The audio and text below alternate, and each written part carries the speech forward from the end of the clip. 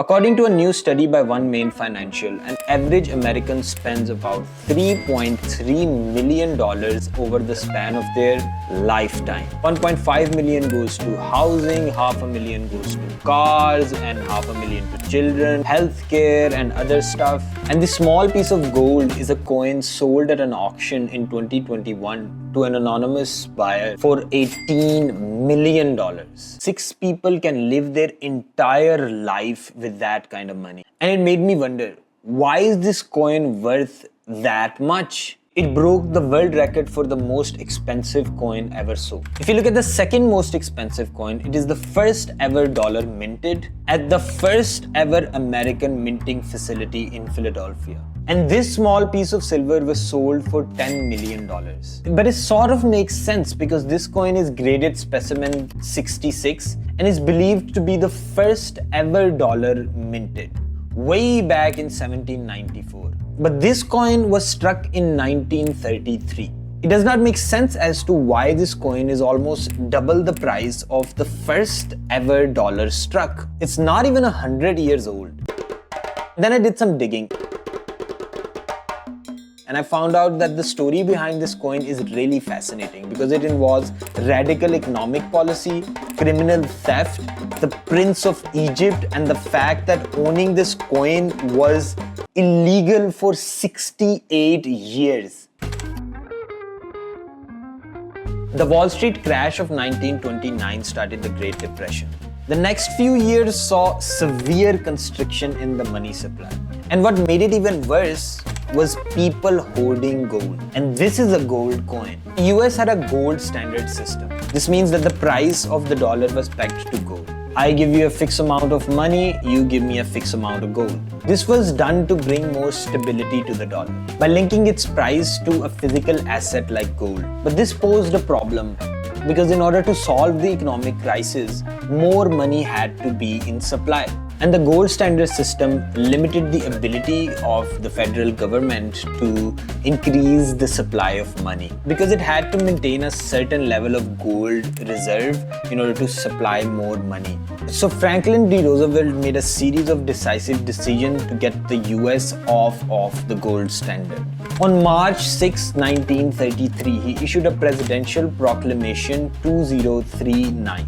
It forbade the hoarding of gold. On April 5th, 1933, he issued an executive order 6102, which required citizens to surrender gold and bullion coins. 20.67 per troy ounce. And then in January of 1934, he issued the Gold Reserve Act, which essentially made the price of the dollar not be pegged to gold anymore. So the government raised the price of gold from $20 to $35 and made $3 billion worth of profit, and that aided in the recovery from the Great Depression. But during this 10-month period, policy and implementation had a little bit of a lag. A mint facility in Philadelphia started business as usual. So they kept striking double eagle coins. Between March and May of 1933, about 500,000 double eagle coins were struck. But because of the restrictions, these coins were never circulated and were ordered to be destroyed and turned into a gold bar. 2 coins were preserved in the Smithsonian Museum for government's numismatic collection. But no other coin was ever circulated in the public. Now here is where the story gets a little intense. 20 coins were stolen. The prevailing theory is that these were stolen from the mint's cashier vault. And the suspicion was on a Philly jeweler by the name of Israel Swit and a mint cashier named George McCain. It is believed that Swit was a coin dealer who obtained these coins from McCain and distributed them. And the government had no idea because McCain replaced these 20 coins with coins from like an older date. And guess what? One of these coins landed in the hands of the king of Egypt, Farouk. Farouk was an avid and voracious collector of things. He had many things in his collections, but this coin was the holy grail. So the government has no idea of the existence of these coins. So Farouk's ministry applied an export license for a 1933 double eagle coin, and the government mistakenly granted the export license. And within a week of giving the license, they realized their mistake. And then they launched an investigation and found that 10 other coins were stolen as well. So they hunted down 9 other coins, but that one coin that is with King Farouk, they couldn't get it. Because even though if the export license was given by mistake, it was still issued. And King Farouk is not going to let that slide.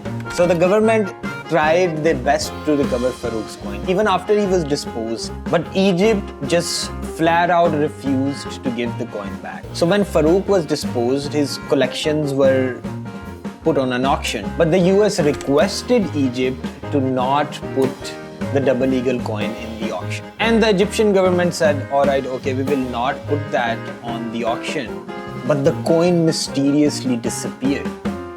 Nobody knew the whereabouts of where this coin is for half a century, until finally that coin resurfaced in 1996. A British coin dealer by the name of Stephen Fenton had this coin, and he was trying to sell it in the Woodruff Austria hotel in New York. And the guy he was selling it to was a Secret Service agent. Obviously, Secret Service agent finds the coin and they seize it. But this is important to note. Whether the government gave the export license by mistake, the thing is they did give the export license. So Fenton had a case. And this started like a 5-year-long battle between the government and Fenton, trying to decide who is the rightful owner of this coin. Until in 2001, the government settled, and part of the settlement was that this coin will be put on an auction. Half the price will go to Fenton and half to the government. And then in a historic auction in 2002 led by Sotheby's and Stakes, this coin was sold for $7 million, which included 15% buyer fees. The buyer was anonymous for 15 years. And later it was revealed that the buyer was Stuart Weitzman, a shoe designer who designs shoes for Taylor Swift and Beyonce. And he paid $20 extra, which officially monetized the double eagle coin. But shortly after the $7 million auction, 10 other coins resurfaced.